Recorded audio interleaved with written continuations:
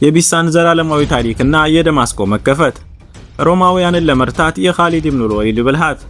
አቡበክር ሲዲቅ ረዲየላሁ ዐንሁ እንዲህ አሉ።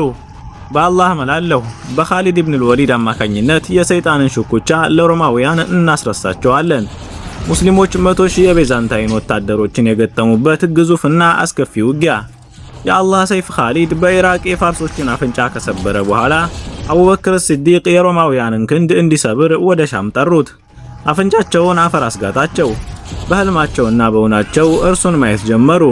ይህም የአላህ ሰይፍና ሙስሊሞች በሻም ምድር ለቤዛንታይኖች የመጀመሪያውን ታላቅ ሽንፈት ያከናነቡበት የፈህል ቢሳን ጦርነት ነው።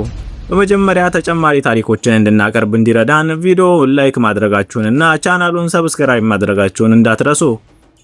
ከአጅነደይን ጦርነት ሽንፈት በኋላ ኻሊድ ደማስቆን ለመክበብ ኃይሉን አሰባሰበ። ነገር ግን ሮማውያን መርጀል ሶፍር በሚባል ቦታ መንገድ ላይ ያደፈጡበት። ለሙስሊሞች ተሰልፈው እንዲደራጁ ጊዜ ሳይሰጡ በኃይል አጠቋቸው። በዚህም የሙስሊሞች ረድፍ ተሸበረና መፈራረስ ጀመረ። ነገር ግን ሙዓዝ ኢብኑ ጀበል ረዲየላሁ ዐንሁ ሙስሊሞችን አረጋጋቸው። የሙስሊሞችም ወኔ ተቀሰቀሰ።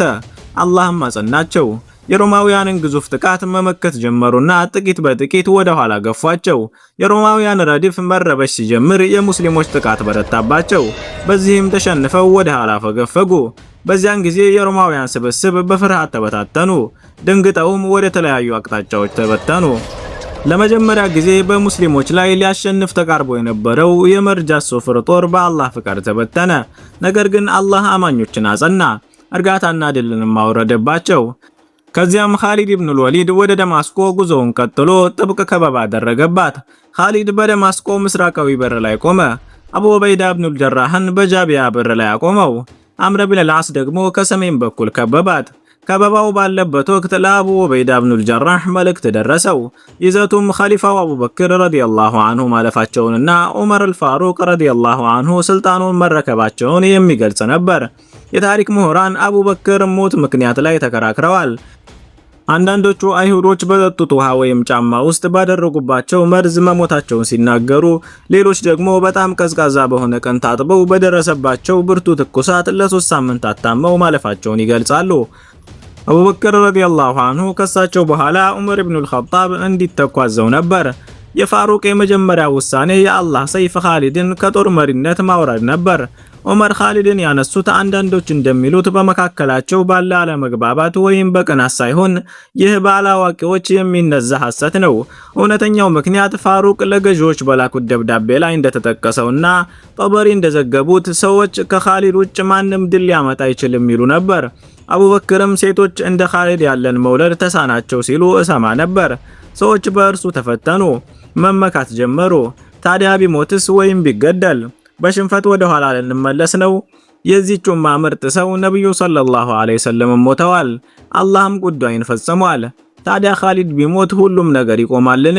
ጉዳዩን ሁሉ በአንድ ሰው ላይ የጣለች ህዝብ ከስራለች። ይህ የዑመር አቋም ነበር። በተጨማሪም በአንዳንድ አስተዳደራዊ ጉዳዮች ይለያዩ ነበር። ምክንያቱም ኻሊድ ወደ መሪው ሳይመለስ እንደ አስፈላጊነቱ ውሳኔ ይወስድ ነበር። ዑመር ደግሞ ማንኛውም ገዢ ወደ እርሱ ሳይመለስ ውሳኔ እንዳይወስድ ይፈልጉ ነበር። ቢሆንም ግን ፋሩቅ ለአቡ ዑበይዳ እንዲህ ሲሉ ላኩ። ኻሊድን ከአማካሪዎችህ አንዱ አድርገው። ያለ እርሱ ምክር ምንም ውሳኔ አትቁረጥ። ያለ እርሱ ምክር ጦርነት ውስጥ አትግባ። ዑመር ፖለቲካዊ አመራሩን ለአቡ ዑበይዳ፣ ወታደራዊና የጦርነት ስልቱን ግን በአላህ ሰይፍ ኻሊድ እጅ አደረጉት። አቡ ዑበይዳም ለኻሊድ እንዲህ አለው፣ በአላህ እምላለሁ እኔ የዱንያ ስልጣን አልፈልግም፣ ለዱንያም አልሰራም። አንተ ለእኛ እንደ ቀድሞ ቦታ ነህ፣ ታማኝና ታላቅ ነህ። ያለ አንተ ምክርም ምንም አንወስንም። የአላህ ሰይፍም እንዲህ ሲል መለሰ፣ ራሴን በአላህ መንገድ ላይ የበፊቱንም የወደፊቱንም ሀብቴን ለአላህ መስጠቴን እመሰክራለሁ። ከዛሬ ጀምሮ ለአቡ ዑበይዳ እንደፈለገ የሚጠቀምብኝ ረዳት ሆናለሁ። አላህ ሷሃቦችን ይዘንላቸው። ምንኛ ምርጥ ሰዎችና ወንዶች ነበሩ። ይህ ዓለም የበላይ ሊሆን የቻለው በእነሱ መልካም ስነ ምግባር ነው። በእነዚህ የፖለቲካ ለውጦች መሃል ሮማውያን በቁጭት ይነዱ ነበር። የመርጀል ሶፍር እና የአጅነደይን ሽንፈት ልባቸውን ያቆስለው ነበር። 10,000 የሚሆን ጦር አዘጋጅተው ወደ ባዕለበክ ላኩ። ተግባራቸው ሙስሊሞች እንዳይቆጣጠሯት ደማስቆን መከላከል ነበር። ነገር ግን የሙስሊሞች ሰላዮች እንቅስቃሴውን አይተው ለአቡ ዑበይዳ መረጃ ደረሱ። ከዚያም ከአምር ኢብን አልዓስ ለአቡ ዑበይዳ ደብዳቤ ደረሰው። ይዘቱም የገሳሲና ነገዶችና ከአጅነደይንና መርጀ ሱፍር የተረፉት በቢሳን ከተማ ተሰባስበው በቀል ሊወስዱ መሆኑን የሚገልጽ ነበር። አቡ ዑበይዳ ከአላህ ሰይፍ ጋር የጦርነት ስብሰባ አደረጉ። ኻሊድም በዮርዳኖስ ውስጥ በቢሳን ፊት ለፊት በምትገኘው ፈህል ከተማ ላሉት ለአምር ኢብን አልዓስ እና ሹራህሚል ኢብን ሐስና በፍጥነት ረዳት ጦር እንዲላክ ሐሳብ አቀረበ። ምክንያቱም በቢሳን ያለው ግዙፍ የገሳሲና ጦር ከ2500 የማይበልጡትን የአምርንና የሹራህሚልን ጦር ሊያጠፏቸው ይችላሉ። ኻሊድ 2800 ተዋጊዎችን ላከላቸውና ቁጥራቸውን 5300 ደረሰ። በፈህል ከተማ እንዲመሽጉና ያለ እርሱ ትዕዛዝ ቢሳን ላይ ጥቃት እንዳይሰነዝሩ አዘዘ። ከዚያም ኻሊድ በ5000 ፈረሰኞች ታጅቦ ወደ በዓለበካ አቀና። ሙስሊሞች በሁለት ግንባር እንዳይዋጉ አንዱን ወገን ለመስበር ፈለገ። ነገር ግን ሮማውያን የሙስሊም ፈረሶችን ኮቴ ሲሰሙ ደንግጠው ከባዕለበክ ወደ ቢሳን ሸሹ። ሄረቅል ከአንጾኪያ ተጨማሪ ጦር ላከላቸውና በቢሳን ያለው የሮማውያን ጦር 80000 ደረሰ። ኻሊድ በባዕለበክ ሲደርስ ባዶዋን አገኛት። በዚያን ጊዜ የአምርና የሹራህቢል ጉዳይ አሳሰበው። እነርሱ የነበራቸው 5000 ተዋጊ ብቻ ነበር። ኻሊድ በፍጥነት ወደ ደማስቆ ተመልሶ አቡ ዑበይዳ ወደ ፈህል ከተማ እንዲጓዝ መከረው።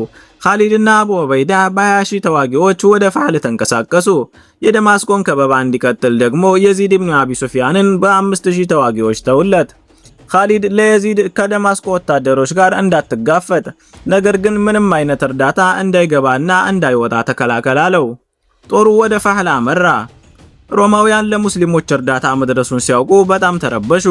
በቢሳንና በፈህል መካከል የዮርዳኖስ ወንዝ ብቻ ነበር የሚለየው። በቢሳን ያሉ ሮማውያን ሊገቱ የማይችሉትን የሙስሊም ፈረሰኞች ይፈሩ ነበር። ስለዚህ አንዱ የሮም መሪ በዮርዳኖስ ወንዝ ላይ ያለውን የጃሉት ግድብ እንዲያፈርሱት ሐሳብ አቀረበ። ግድቡ ሲፈርስ መሬቱ በውሃ ተሞልቶ ፈረሰኞች ለመንቀሳቀስ የማይችሉበት ረግረጋማ ቦታ ሆነ። አቡ ዑበይዳ የሮማውያንን ተኮል ተረዳ። ከአንጾኪያ ተጨማሪ እርዳታ እስኪመጣላቸው መጠበቅ እንደሌለበት ወሰነ። ወንዙን ተሻግረው ወደ ቢሳን ሜዳ መሩ። አቡ ዑበይዳ የአላህ ሰይፍን በፈረሰኞች ጦር መሪ አድርጎ ላከው። ሮማውያንም ትልቅ ጦር አወጡበት።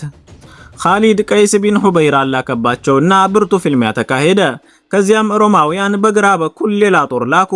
ኻሊድም መይሰራ ኢብኑ መስረውቅን በፈረሰኞች መሪነት ላከባቸው።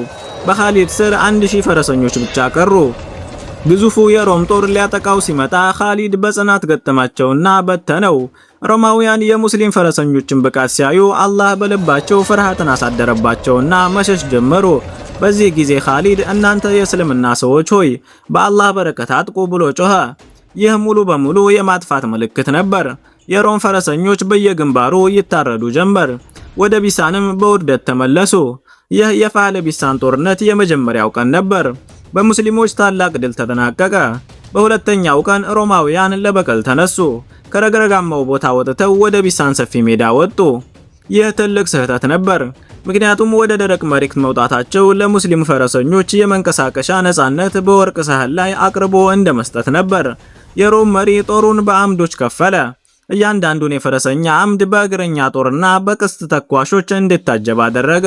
ፈረሰኞቹ ከሙስሊም ፈረሰኞች ጋር ፊት ለፊት መጋፈጥ አልፈለጉም ነበር፣ ምክንያቱም የቀድሞውን ትምህርት ወስደው የእነርሱን ፍጥነትና ብቃት መቋቋም እንደማይችሉ አውቀው ነበር። ይህ የውድቀታቸው መጀመሪያ ነበር። ኻሊድ የሮማውያንን ፍርሃት ሲረዳ ለሙስሊሞች ጥቅም ሊያውለው አሰበ። የሮማውያን ጎኖች ወይም ክንፎች በፈረሰኞች ያልተጠበቁ መሆናቸውን አየ። ኻሊድ የሮም ፈረሰኞችን ከሚጠብቋቸው እግረኞች ለመነጠል በጎን ባሉ እግረኞች ላይ ጥቃት ለመሰንዘር ወሰነ።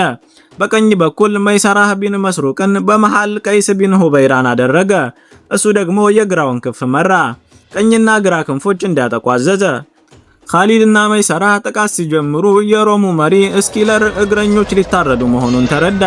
ስለዚህ ፈረሰኞቹን ከእግረኞች ጋር አቆራይቶ የማቆየት ስልቱን ለመተው ተገደደ። ፈረሰኞቹ እግረኞቹን እንዲታደጉ አዘዘ። ይህ ደግሞ በትክክል ኻሊድ የፈለገው ነገር ነበር። ኻሊድ አላህ አውጥቶላችኋልና አጥቁባቸው ብሎ ጮኸ። የሮም ፈረሰኞች አንድ በአንድ መውደቅ ጀመሩ። ከዚያም ቀይስ ቢን ሁበይራ በመሃል ያለውን የሮም ጦር አጠቃ። ነገር ግን የሮም መሃል ጦር በጣም ጠንካራ ስለነበር ጥቃቱን በክቶ ቀይስን ከበቡት። ቀይስ ከፈረሱ ላይ ወድቆ ሊገደል ተቃረበ። አቡ ዑበይዳ የሮማውያንን ጥንካሬ ሲያይ እግረኞችን ቀይስን እንዲረዱ ላከ። የእግረኞች መሪ ሰዕድ ብኑ ዘይድ መሃል ጦሩን አጠቃና የካፊሮችን ረድፍ አፈረሰ። በዚያን ጊዜ ሐሽም ብን ዑትባ በሮም ቀኝ ክንፍ እግረኞች ላይ ጥቃት አደረሰ። ሙዓዝ ብኑ ጀመል ሰዎች ሆይ አላህ ድልን ቃል ገብቶላችኋል፣ በእምነትም ደግፏችኋል፣ አላህን እርዱ ይረዳችኋል እያለ በቀኝ ክንፍ በኩል ታላቅ ጥቃት ሰነዘረ። የሮም መሃል ጦር በሰይድና በቀይስ ጥቃት ሲፈራርስ ኻሊድ በቀኝ በኩል የነበሩትን የሮም ፈረሰኞች ሙሉ በሙሉ አጠፋቸው። መይሰራህም በግራ በኩል ያሉትን ፈረሰኞች አጠፋ። የሮም እግረኞች ለኻሊድና ለመይሰራህ ቀላል ሲሳይ ሆኑላቸው። ከየአቅጣጫው ከበው ፈጇቸው። መሪው ስኪላር ወታደሮቹ በሺዎች ሲታረዱ ሲያይ ጨለማውን ተገን አድርጎ ለመሸሽ ወሰነ። ነገር ግን እሱና ወታደሮቹ ሙስሊሞችን ለማጥመድ ባዘጋጁት ረግረጋማ ቦታ ላይ ወደቀ። አላህ ተንኮላቸውን በራሳቸው ላይ መለሰባቸው። ፈረሳቸውን ጭቃ ውስጥ ሰመጡና እንደ አይጥ ወጥመድ ውስጥ ገቡ። እስኪላል በራሱ ወጥመድ መያዙን ሲረዳ የአላህ ሰይፍ ኻሊድ ደረሰበትና በጦር ወግቶ ገደለው። የሙስሊም ቀስት ተኳሾች ጭቃ ውስጥ የታገቱትን ሮማውያንን ማደን ጀመሩ። ጭቃው በሬሳ ተሞላ። መላው ጦር ተገደለ። የፋህለቢሳን ጦርነት ለሮማውያን ታላቅ ጥፋት፣ ለሙስሊሞች ደግሞ ታላቅ ድል ሆኖ ተጠናቀቀ። የቢሳን ሰዎች ይህንን ሲያዩ ግብር ለመክፈል ከአቡ ዑበይዳ ጋር ተስማሙ። የጦበርያ ከተማና የዮርዳኖስ ሸለቆዎች ሁሉ በተመሳሳይ ተስማሙ። በሙስሊሞች ላይ ድል ማግኘት እንደማይቻል አወቁ። ሙስሊሞች ደማስቆን ከበባ ለመቀጠል ተመለሱ። አቡ ዑበይዳ መሪዎቹን በየበሩ ካከፋፈለ በኋላ ከበባውን አጠናከረ። ከዚያም ከሂምስ ለደማስቆ እርዳታ የሚሆን ትልቅ የሮም ጦር እየመጣ መሆኑን ኻሊድ ሰማ። ኻሊድ ሶምት ቢን አስወድን በ5000 ፈረሰኞች መሪነት ላከው። ሶምት መንገድ ላይ አግኝቶ አጠቃቸው። ሮማውያኑ ተሸንፈው ወደ ሂምስ ሸሹ። ሶምት እስከ ከተማዋ ድረስ ተከተላቸውና ከበባ አደረገባቸው። የከተማ ነዋሪዎች ሙስሊሞችን ሲያዩ የሰላም ስምምነት ጠየቁ። ሶምትም ተስማምቶ ከተማዋን ሳይወር በሰላም ተቀበላቸው። በሌላ በኩል በደማስቆ ግንብ ስር ሰዎች በከበባው ተሰቃዩ። የከተማዋ ታላላቅ ሰዎች ከተማዋን ለሙስሊሞች ለመስጠት ሐሳብ አቀረቡ። አንዱ መነኩሴ ግንቡ ላይ ቆሞ ኻሊድን ሰላም ትሰጠኛለህን? ከኛ ጋር ተስማማለህን? ብሎ ጠራው። ኻሊድም ለቤቶቻቸው ለንብረታቸውና ለግንባቸው ዋስትና የሚሰጥ ደብዳቤ ላከላቸው። ነገር ግን ይህ ውሳኔ የሮም ወታደሮችንና መሪያቸውን ቶማስን አላስደሰተም። ቶማስ ከበባውን በኃይል እንደሚሰብር ተሳለ። ማታ ላይ በምስራቃው በር በኩል ጥቃት ሰነዘረ።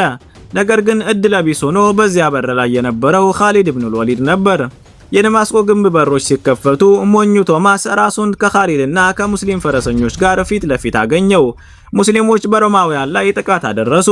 ኻሊድ የቶማስን ወታደሮች በፊቱ አረዳቸው። ሌላው ቀርቶ የቶማስን ዓይን በጦርነቱ ወቅት ጠፋ። ቶማስም ተሸንፎ ወደ ግንቡ ውስጥ ተመለሰ። ከጥቂት ቀናት በኋላ የከተማዋ ጳጳስ ልጅ ስለተወለደለት ትልቅ ግብዣ ማዘጋጀቱንና ለወታደሮቹና ለሕዝቡ ምግብና የወይን ጠጅ እንደሚታደል ኻሊድ በሰላዮቹ አማካኝነት ሰማ። ኻሊድ ይህንን አጋጣሚ ተጠቀመ። እሱና ቃቃ ከመቶ ምርጥ ወታደሮች ጋር በመሆን በመሰላል ግንቡን በድብቅ ወጡ። ጦሩ ደግሞ በሩ አቅራቢያ እንዲጠባበቅና ከግንቡ ላይ አላሁ አክበር የሚል ድምጽ ሲሰሙ በሩን ሰብረው እንዲገቡ አዘዘ። እንደጠበቀውም ጠባቂዎቹ ሰክረውና ጥቂት ነበሩ። ሙስሊሞቹ ሁሉንም ገደሏቸው። በሩ ላይ 4 ጠባቂዎች ብቻ ቀሩ። ኻሊድና ቃቃ ገደሏቸውና በሩን ከፈቱ። የሙስሊም ጦር እንደ ጎርፍ ወደ ከተማዋ ገባ። በምስራቅ በኩል ኻሊድ መግባቱን የከተማው ጳጳስ ሲያውቅ ኻሊድ ከተማዋን በኃይል ሳይቆጣጠራት በፊት ነፍሱን ለማዳን በፍጥነት ወደ አቡ ዑበይዳ መልእክት ላከ። ከተማዋን በሰላም እንደሚያስረክብ ገለጸ። አቡ ዑበይዳም ለቤተ ክርስቲያኖቻቸውና ለንብረታቸው ዋስትና ሰጠ። ኻሊድም የአቡ ዑበይዳን ቃል ኪዳን ሲሰማ ጦርነቱን እንዲያቆም አዘዘና ከተማዋን በአቡ ዑበይዳ እጅ በሰላም ተሰጠች። ቶማስና የተረፉት ወታደሮች ደማስቆ መያዟን ለሂረቅል ለመናገር ወደ አንጾኪያ ሸሹ። ሂረቅል የሻም እንቁ የሆነችውን ደማስቆን በመያዟ በንዴት አበደ። በአንጾኪያ መጨረሻ የሌለው ግዙፍ ጦር ማሰባሰብ ጀመረ። በደማስቆ ያሉት ሙስሊሞች ደግሞ ሂምስንና በአለበክን ለመቆጣጠር በፍጥነት ተንቀሳቀሱ። ይህ ከአንጾኪያ በፊት የመጨረሻው የሮማውያን መከላከያ ነበር። ከዚያም ሙስሊሞች ከሮም ታላቅ ጦር ጋር የሚጋጠሙበትን አስደናቂ ታሪክ ይጀምራል። የአላህ ሰይፍ ኻሊድ ኢብኑል ወሊድ ከሮማውያን ጋር ያደረገውን ተከታታይ ታሪክ በሚቀጥሉ ክፍሎች እናቀርባለን። ሮምን፣ ፋርስንና ከእስልምና የከዱትን ድል ላደረገው አቡ ሱለይማን ኻሊድ ኢብኑል ወሊድ አላህ ይዘንለት፣ እንዲሁም ለሁሉም ድል አድራጊዎች። የዛሬው ታሪካችን በዚሁ አበቃ።